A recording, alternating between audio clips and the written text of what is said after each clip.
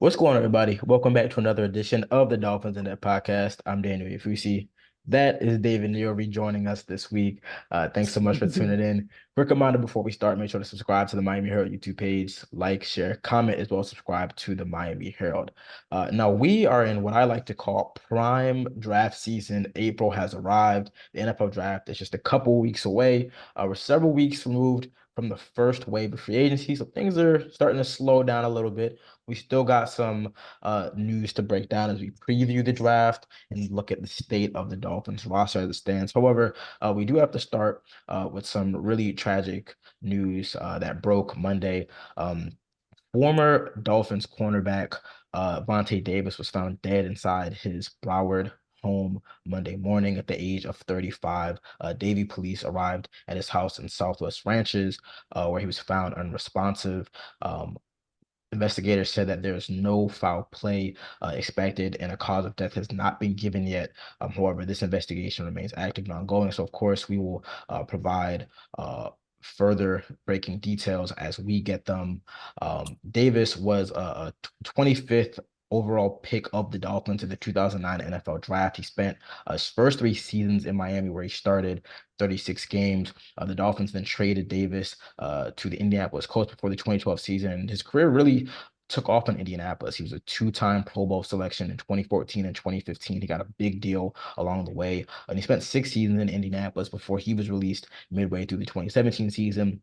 February 2018, he signed with the Buffalo Bills, where his career ended just a couple months later in very unforgettable fashion. Davis leaving at halftime of a Week 2 game and subsequently announcing his retirement.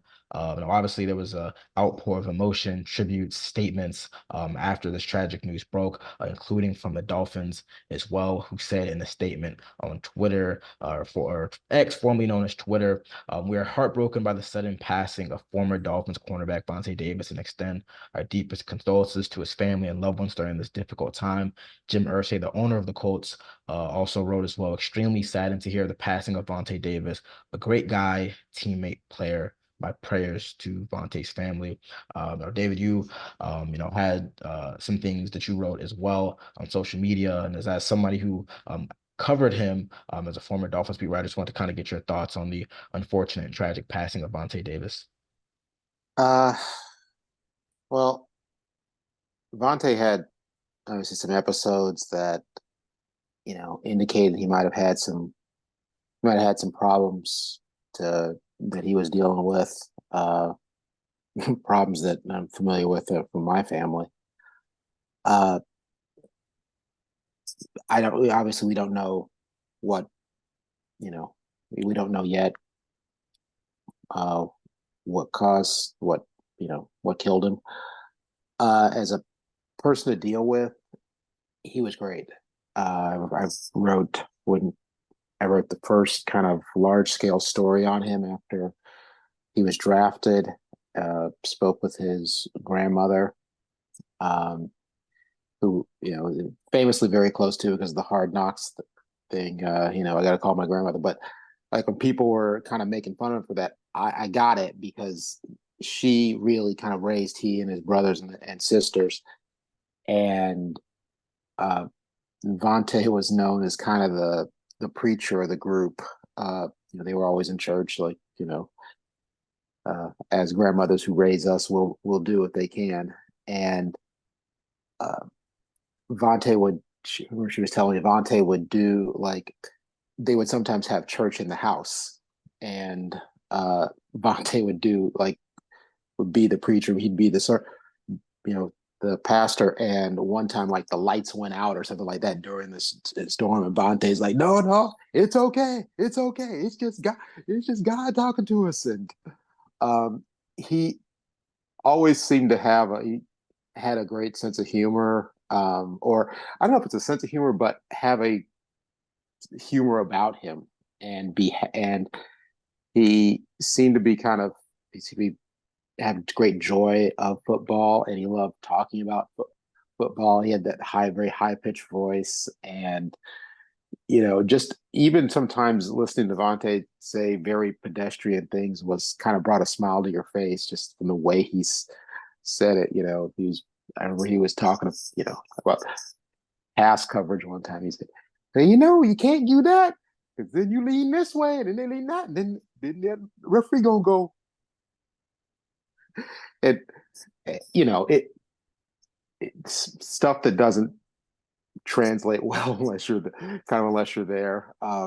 I sent Jeff Darlington, who was our my partner on the Dolphins beat at the time, sent him just a message just saying it's football because that was like one time he's talking to Vontae about something, asked him about something. Vontae just said, "Oh, that's great! It's football," and it became one of those things that we would just say to each other to make each other laugh the whole rest of the season.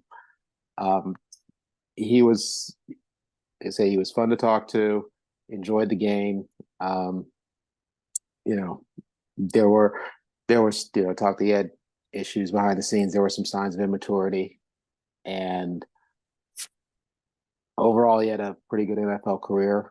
And I guess it all came together for him in Indianapolis, Yeah. and very very happy for him. He was he was a good guy. He was one of those guys you couldn't help but root for. And he really did shush the crowd after a pick six at Dolphin Stadium his rookie year. He shushed the crowd, and we're like, "Why is he doing that?" And Vernon Davis on this, I don't know, they had some reality TV thing. They were doing like, Monte, how are you gonna shush your own crowd? You shush the crowd, your home crowd. Like, no, man, that was just my critics. That was my critics. And there were some other players that go, "Oh, he just got a little excited. He forgot where he was." But yeah, it. I feel bad. You feel bad anytime somebody passes that soon, and you know, it, obviously leaving behind brothers, sisters, his grandmother. I mean, you know, it,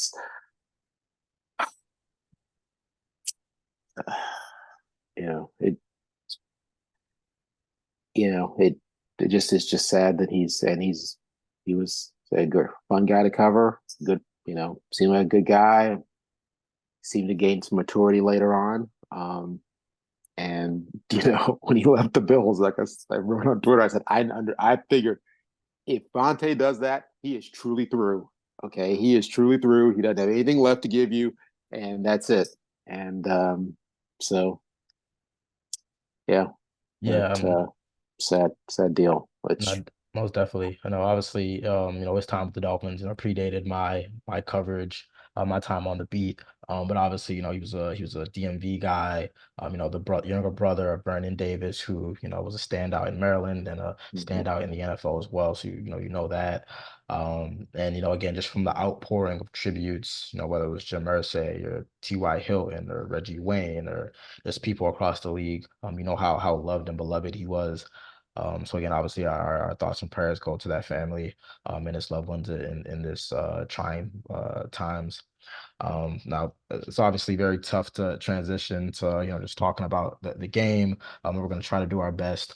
Again, as we look ahead to the draft, kind of look back at some news from when you weren't here last week. We did have the owners meeting last Uh, week.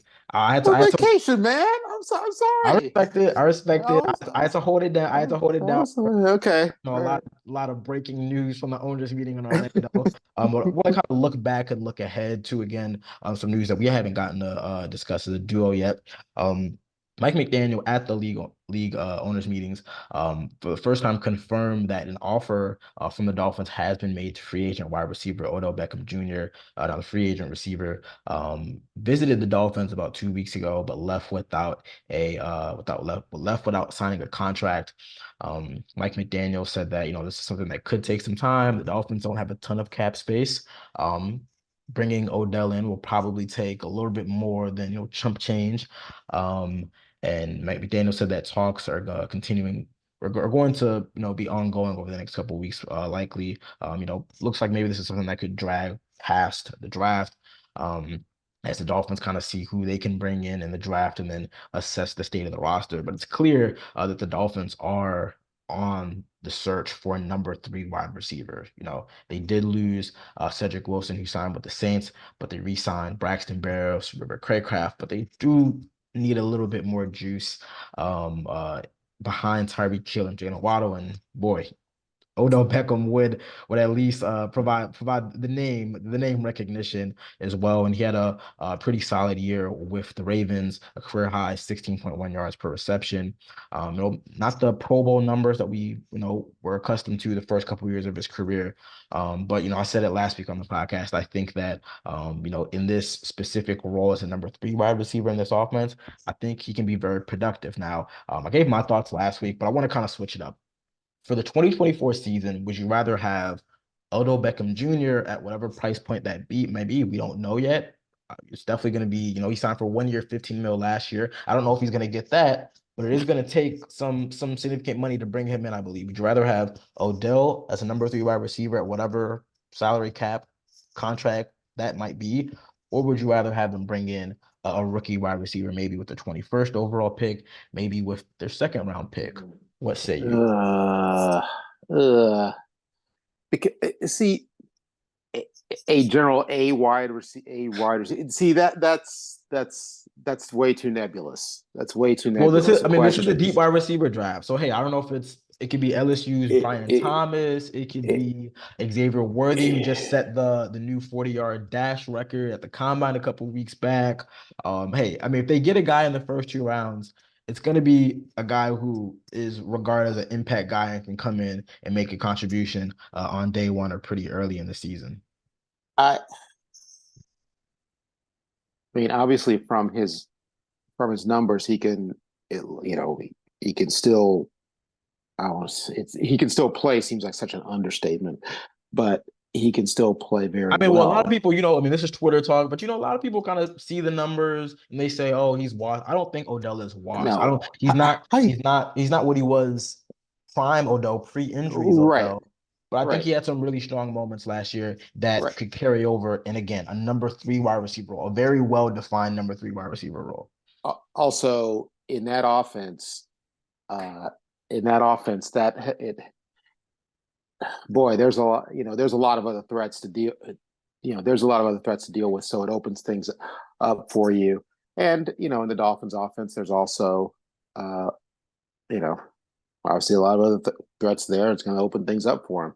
So definitely gives you a third guy you got to worry about. Uh, Not just, I think he's a bigger would be a bigger threat than the normal slot receiver. Yeah, Uh, I mean he's a I just sure-handed receiver. He can make right, tough catches, which sometimes the Dolphins wide receivers, whether it's Tyreek Hill or Jaylen Waddle, sometimes they haven't. Like we have seen Tyreek Hill, drop some passes in key moments. We have seen Jaylen Waddle struggle with drops at right, times. Odell does not drop passes, or he very rarely drops passes. and see, I don't know that that's a tough call. That's a really tough call because if you go with somebody out of the draft, you're getting them for a few years on that rookie deal, And that is the and That's the key. so That's the key right there.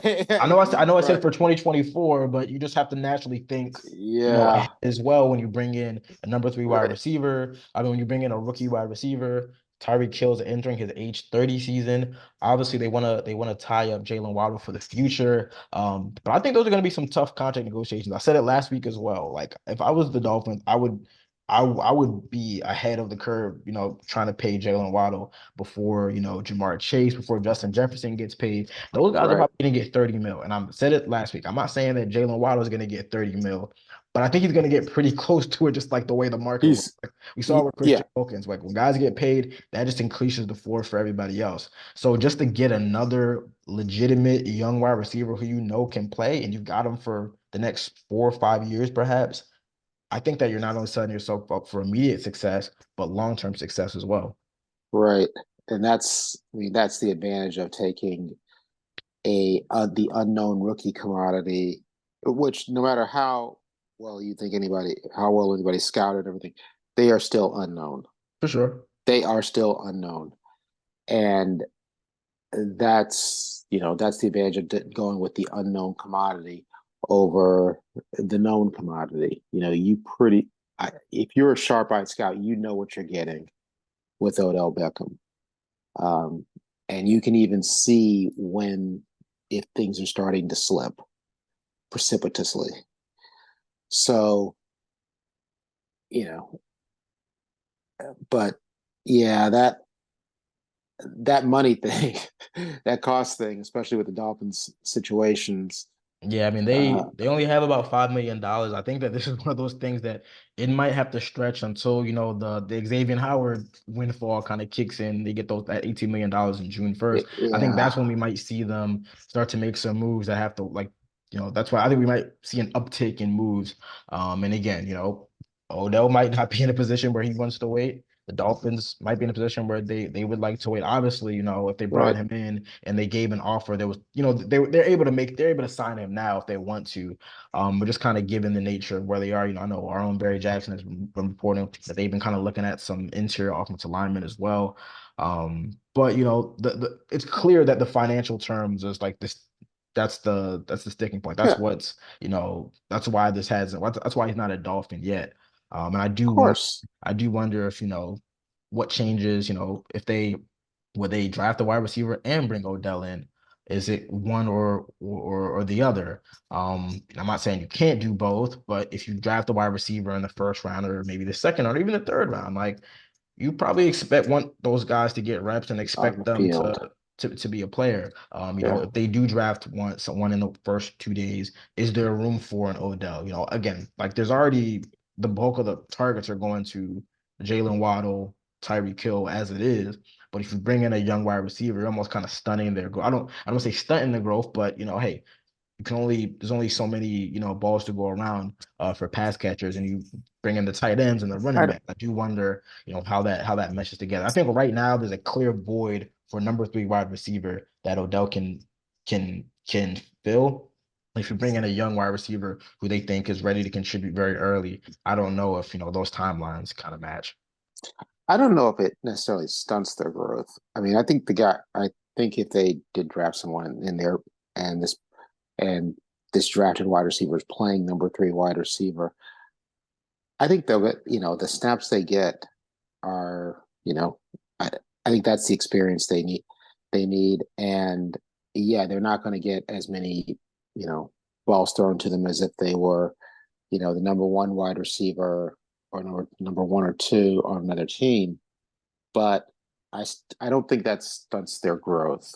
Um, you know, I know we like to, think, okay, first 2, 3 rounds, get on the field immediately and contribute. But, there's plenty of guys who have benefited from, a lesser, maybe not getting as much, maybe not as much production, but just getting the snaps would at least they'd be getting the snaps, which, if you're talking, other positions, obviously quarterback's one of them. But, you know, if you ain't number one, you know, you're not getting a lot of work. And I don't think that's the case at, a number three wide receiver in today's NFL.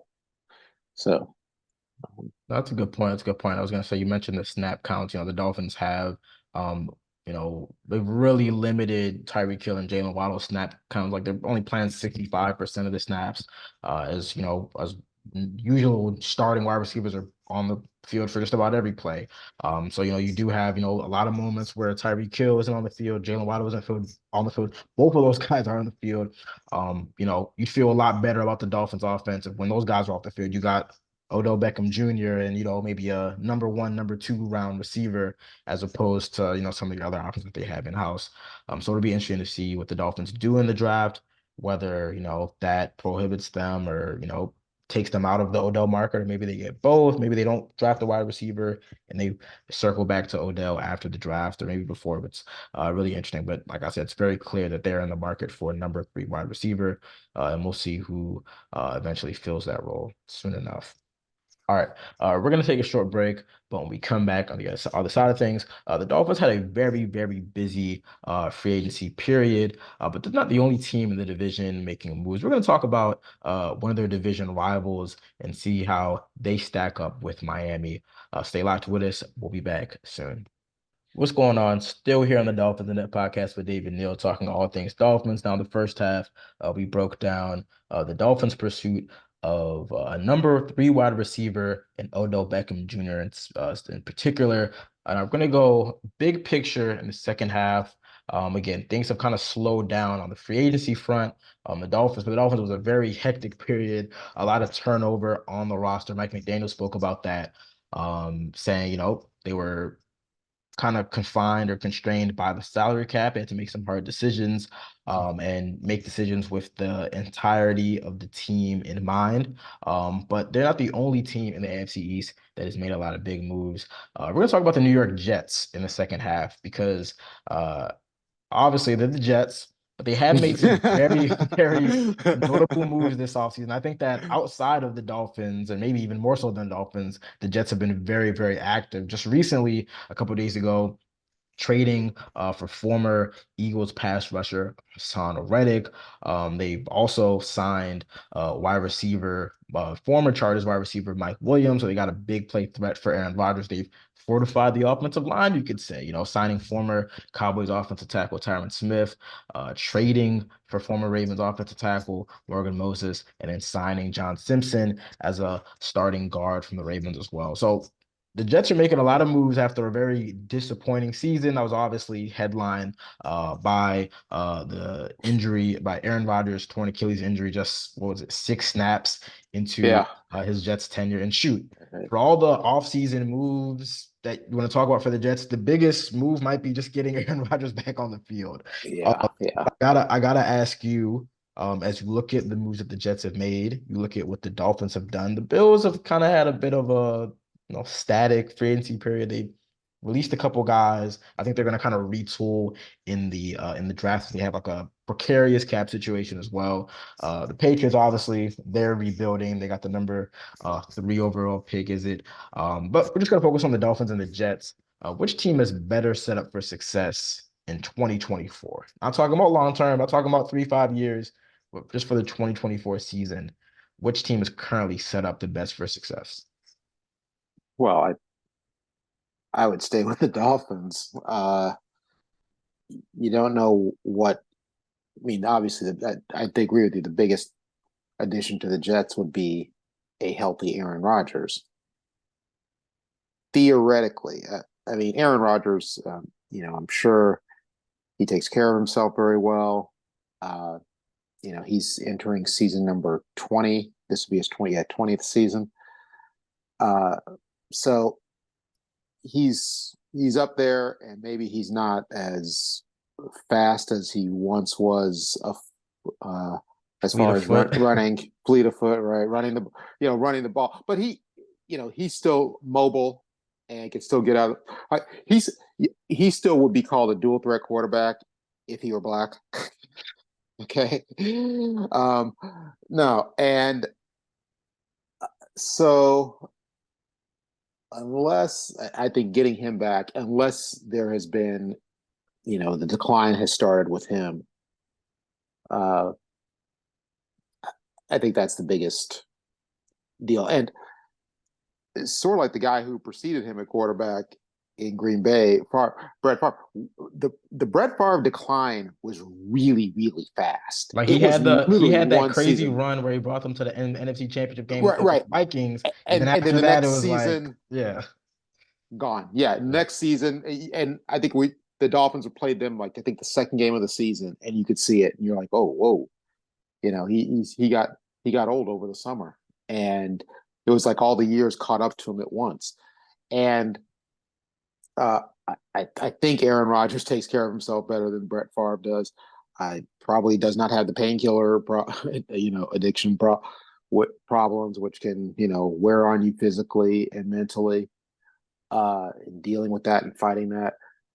So yeah, if they get him back, and I still think it's going to take a little time for everything to come together there.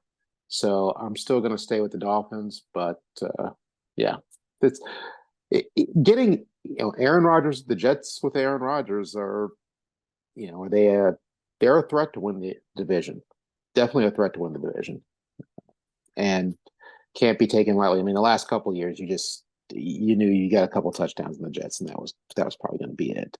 yeah, You know, so yeah.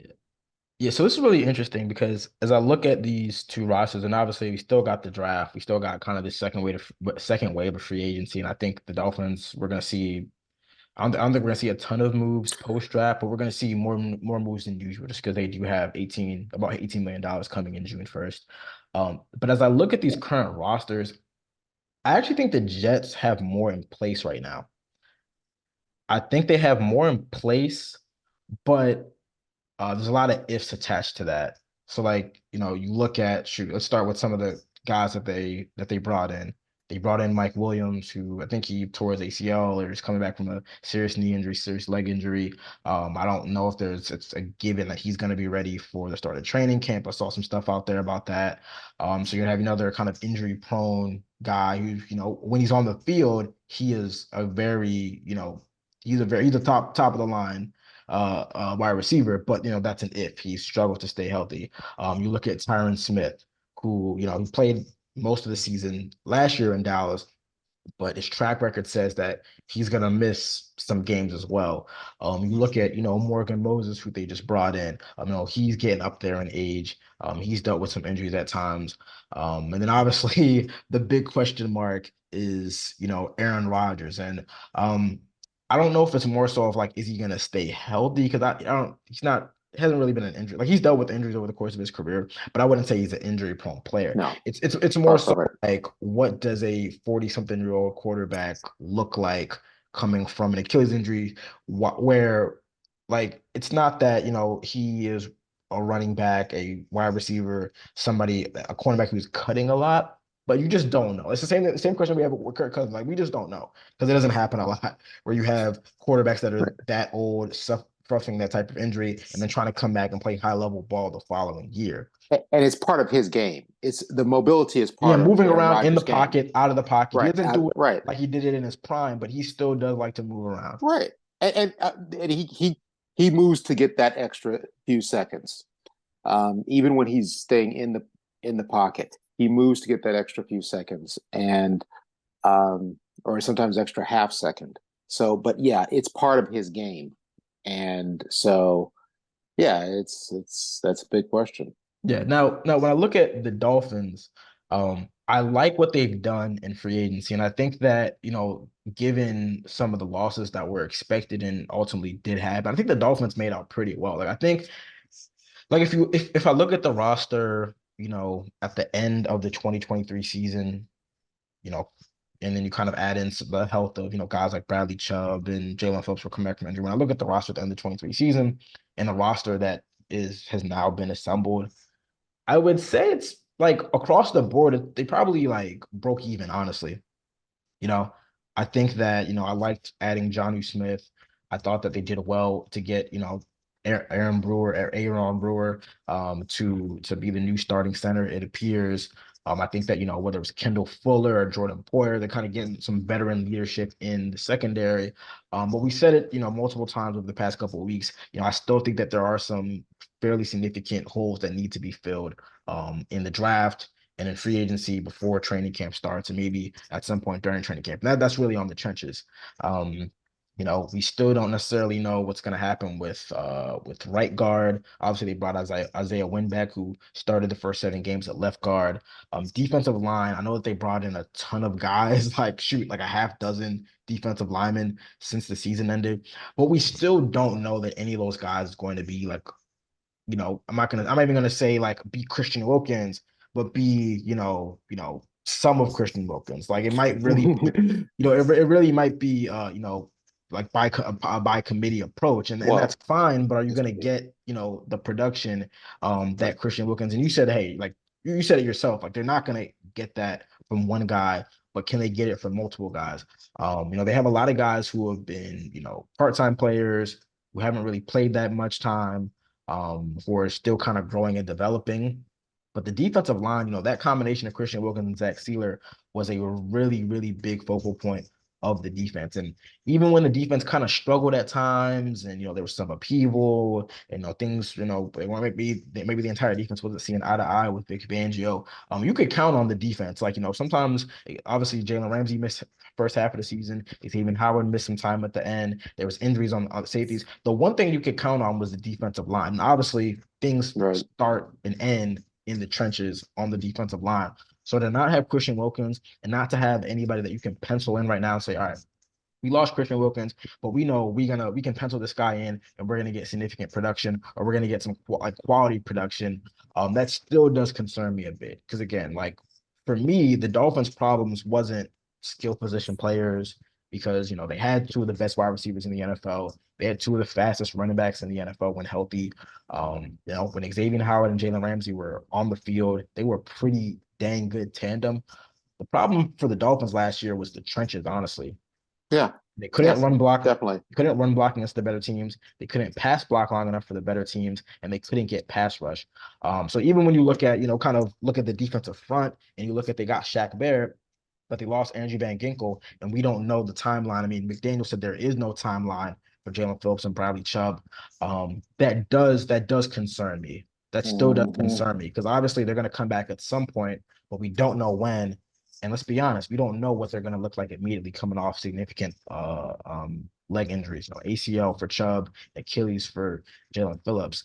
So I think the gap has been closed a lot, just in free agency. Obviously, again, a lot of it for the Jets is contingent on guys staying healthy, guys who don't have a track record of staying healthy doing so, and a lot of it for the Dolphins is, can they fill some of these remaining holes in the draft, and with some of this money they're going to get in June.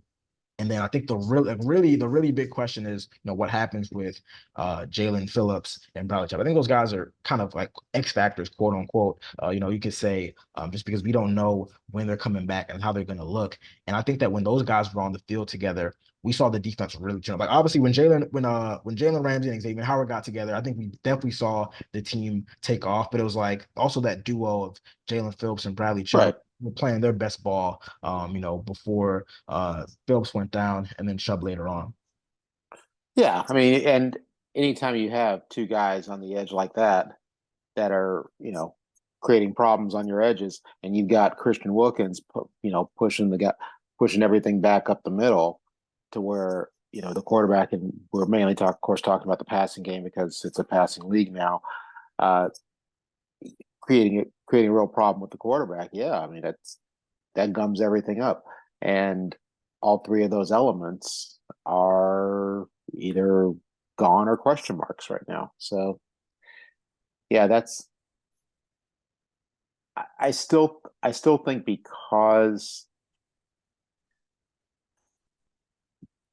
yes, there are questions about the Dolphins defensively, but I think they've done as good a job as they could have done in replacing what they've lost. They can't speed Bradley Chubb, and Jalen Phillips back, and so I still I still have a question about what we're going to see from the New York Jets. And Rightfully so. That's um, understandable. you know, it's always interesting to me. Like, there are certain players are there are certain players who can play. You can take them and put them in their position on any team, and you know they're fine. They're gonna be fine. Um, and there are other players. They're like, just picking a thing out. That's a great 49ers tight end. He's not going to be a great Raiders tight end. And so Mike Williams, and you think wide receivers can it transfers, but you know we've seen sometimes wide receivers don't travel well. Uh, so that's going to be an interesting coming together, uh, and especially if Aaron Rodgers is still kind of trying to get his own self together uh, in New York. I I still like the Dolphins better because I feel like I know more of what, like you said, there's a There's lot of less unknown. ifs. Yeah. You're So, right. All those ifs. And yeah, if all those ifs come up your way, well, you're going home early and feeling pretty good. mhm. But it rarely happens like that. And so yeah, for that reason, I'd stay with the Dolphins now in this bit of mental masturbation we're doing in early April, when we don't have anything better to do. That's fair. That's fair. Last year I think everyone was kind of anticipating, hoping for a three-team race between the Bills, the Dolphins, and the Jets. Obviously, um, the Jets season kind of ended right as it started. The Bills looked like they were on some shaky ground before turning things around and, stealing the division crown away from the Dolphins. But it is a pretty pivotal season for all three of those teams. The Yeah. Bills trying to get back over the hump. They haven't been to the AFC Championship game in a couple years. Obviously, the Jets, trying to make something out of this kind of mini Aaron Rodgers era, and the Dolphins again entering year three of the Mike McDaniel era. Some people saying the window may have closed. Mike McDaniel does not believe that. He believes that they have a roster that is ready to compete for years and years to come.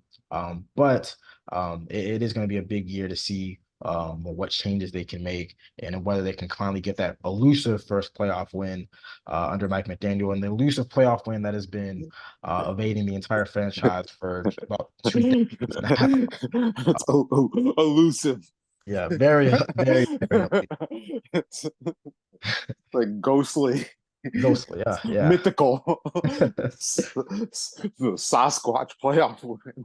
Whatever The the all the chupacabra terms you of want to use. Yes, yes. the playoff wins. Now, most definitely, Mike McDaniel was alluded to that multiple occasions. So, that is the goal that they are actively trying to achieve.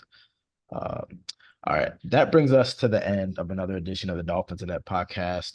Before we head out, I have some news. This will be my final taping of the Dolphins in That podcast.